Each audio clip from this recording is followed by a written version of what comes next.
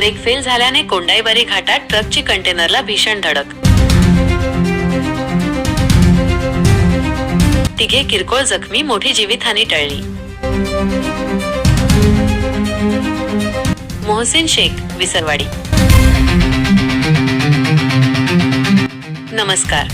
धुळे सुरत राष्ट्रीय महामार्ग क्रमांक 53 वर कोंडाईबारी घाटात रविवारी डिसेंबर 10 सायंकाळी 5:30च्या सुमारास ब्रेक निकामी झाल्याने तांदळाने भरलेल्या ट्रकला भीषण अपघात झाला. रायपूरहून मोरबीकडे जाणारा हा ट्रक नियंत्रण सुटल्यामुळे कंटेनरला जोरदार धडकला आणि त्यानंतर 30 ते 40 मीटर घसरत रस्त्याच्या विरुद्ध बाजूस पलटी झाला.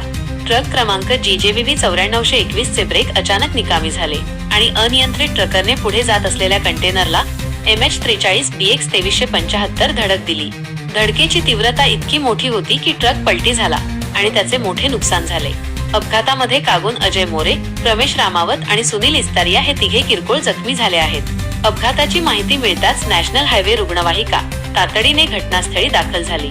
डॉक्टर रवींद्र वळवी, हेल्पर सोमनाथ नाईक आणि पायलट अजय गावित यांनी जखमींना त्वरित प्राथमिक उपचार पुरवून सुरक्षित स्थळी हलवले. अपघाताच्या वेळी विसरवाडीहून दहिवेलकडे जाणारे अन्य वाहन समोर आले असते तर परिस्थिती खूप गंभीर होऊन जीवितहानी होण्याची शक्यता होती. सुदैवाने तसे झाले नाही.